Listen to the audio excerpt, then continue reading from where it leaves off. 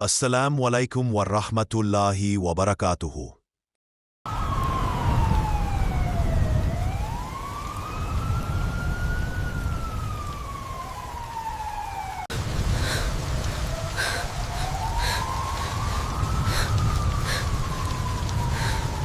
आज मैं एक कहानी बयान करना चाहता हूं। ये सिर्फ मेरी कहानी नहीं, मेरा यकीन है कि ये अल्लाह ताला के वादे की एक निशानी है। वो वादा की हर मुश्किल के साथ आसानी है, कि सब्र और ईमान के साथ सबसे अंधेरी रात के बाद भी सुबह जरूर होती है। यह मेरा सफर है बिल्कुल कुछ ना होने की हालत से, मुंबई की सड़कों पर एक फकीर बनने से लेकर अल्लाह सुब्हानहू व तआला की बेहद रहमत से आज एक करोड़पति बनने तक। उस सर्दी को बयां करना मुश्किल है, ना सर्दी जाड़े की, बल्कि वह सर्दी जो आपकी हड्डियों में इस एहसास से उतर जाए कि आपके पास जाने के लिए कोई जगह नहीं। 16 साल की उम्र में मेरी जिंदगी यही थी। एक हादसे में अपने वालिदैन को खोने के बाद मैं बिल्कुल तन्हा था। कोई खानदान नहीं, कोई पैसा नहीं और कोई तालीम नहीं। मुंबई की रोशन सड़कें मेरा घर बन गई। मेरी दुनिया उस चंद फुट के फुटपाथ तक सिमट कर रह गई जिस पर मैं रहता था।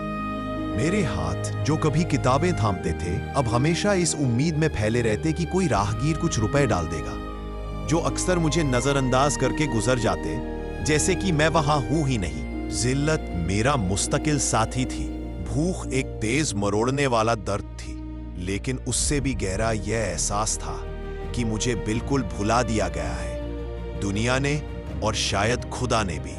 मुझे वह रातें याद है, कार्डबोर्ड के आरिये शेल्टर में दुबक कर दूर किसी मस्जिद से आने वाली अजान सुनते हुए मेरे चेहरे पर आंसुओं का बारिश में मिल जाना।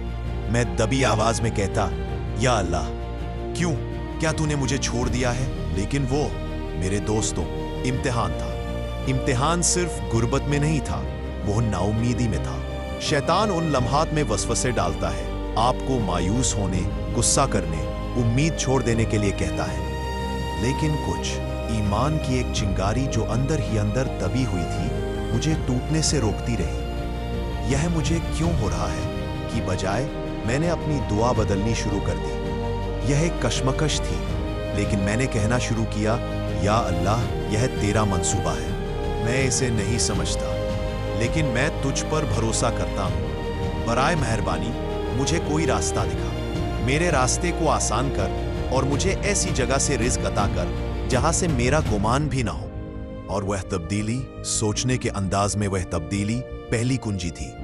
आसानी की पहली निशानी एक मामूली स्टॉल वाले अब्दुल मलिक नाम के एक बुजुर्ग आदमी की शक्ल में आई। एक शाम उसने मेरे हाथ में सिक्का डालने की बजाय रुक गया। उसने मेरी आंखों में देखा और कहा, बेटा, तुम्हारे हाथ भीख मांगने से बेहतर चीजों के लायक है। आओ, मेरे स्टॉल को साफ करने में मेरी मदद करो और मैं तुम्हें खाना दूंगा। वह एक वक्त का खाना एक रोजाना रूटीन बन गया। मैं उसकी दुकान बंद करने में उसकी मदद करता और वह मुझे खाना खिलाता। उसने मुझे पैसे नहीं दिए, लेकिन उसने मुझे उससे कहीं ज्यादा कीमती चीज दी, मेरी इज्जत नफ्स वापस। उसने मुझे मेहनत की कदर सिखाई, चाहे वह कितनी ही मामूली क्यों ना हो। उसने एक इंसान को देखा जहां दूसरे एक परेशानी देखते थे। सुभान अल्लाह, अल्लाह मदद बेहद गैर मुंतजिर तरीकों से भेजता है। कुछ महीनों के बाद मलिक साहब ने कहा, मैं तुम्हें तनख्वाह नहीं दे सकता, लेकिन मेरा एक दोस्त है जो एक छोटी सी पैकेजिंग यूनिट चलाता है, उसे एक हेल्पर की जरूरत है। मैंने उससे कहा कि तुम मेहनती हो।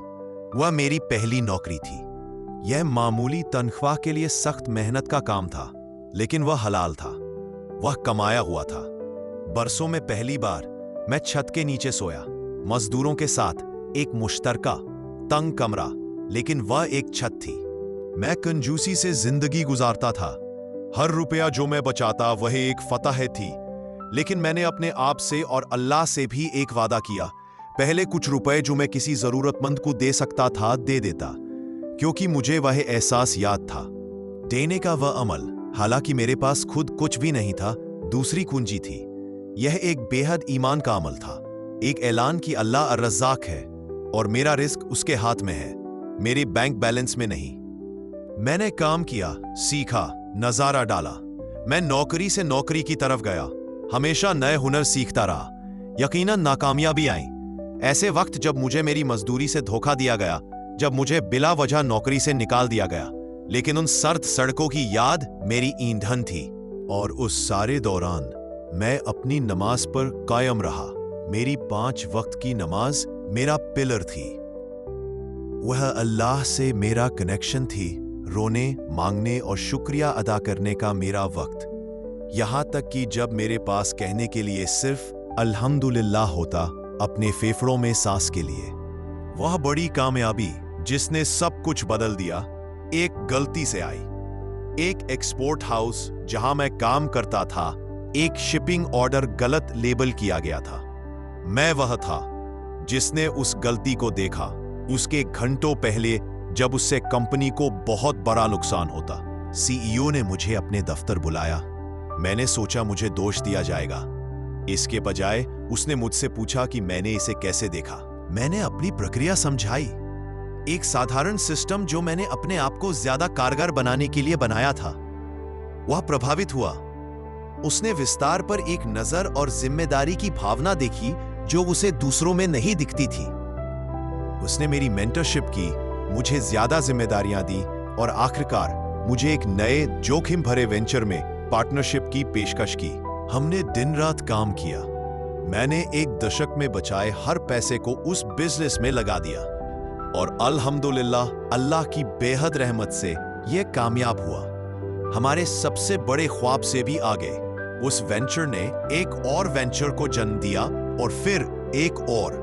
कुछ ही सालों में मैं सिर्फ तनख्वाह कमाने वाला नहीं रहा, मैं दौलत बना रहा था। मेरी कुल संपत्ति नेटवर्थ 1 करोड़ को पार कर गई। मैं सेलिब्रेट करने बाहर नहीं गया, मैं मस्जिद गया। मैंने 2 रकात सलात अश-शुक्र, शुक्राना की नमाज अदा की। शुक्राने के आंसू मेरे चेहरे पर बहते गए। लोग गाड़ी, दफ्तर, करोड़पति का खिताब देखते हैं। वे सोचते हैं कि सफर पॉइंट ए से पॉइंट बी तक है, लेकिन वे असल तब्दीली नहीं देखते। वह फकीर से बिजनेसमैन तक नहीं थी। असल सफर नाउमीदी से तवक्कुल, अल्लाह पर पूरा भरोसा तक था। बेउम्मीदी से शुक्रगुजारी तक। अल्लाह ताला किसी कौम की हालत तब तक नहीं बदलता जब तक वह खुद अपने अंदर की चीज ना बदले। मैंने अपनी नाउम्मीदी को भरोसे में बदला। मैंने अपनी भीख मांगने को जद्दोजहद में बदला। मैंने अपनी मतलब परस्ती को खैरात में बदला। मेरी दौलत मेरी नहीं है, ये एक अमानत है, अल्लाह की तरफ से एक जिम्मेदारी, एक इम्तिहान ये देखने के लिए कि मैं इसके साथ क्या करूंगा, और इसलिए इसका एक बड़ा हिस्सा वापस जाता है। हम एक फाउंडेशन चलाते हैं जो यतीमों और बेघरों की मदद करता है, सिर्फ पैसे से नहीं बल्कि हुनर से, जैसे मलिक साहब ने मेरी मदद की थी। तो अगर आप ये देख रहे हैं और आप मुश्किल हालात में हैं, तो मेरी कहानी याद रखें। आपका इम्तिहान आपकी आने वाली शहादत टेस्टिमोनी है। सब्र रखिए, धैर्य, शुक्र कीजिए, छोटी चीजों के लिए भी शुक्रगुजारी, तवक्कुल रखिए, यकीन रखिए कि आपका रिज़्क सबसे बेहतर प्लान करने वाले ने लिखा है। अपने हाथों से जद्दोजहद कीजिए, दिल से दुआ कीजिए और कभी भी एक अच्छे अमल की ताकत या अल्लाह की रहमत को कम मत आंकिए। वह ऐसे दरवाजे खोल सकता है जिनका आपको अंदाजा भी नहीं है।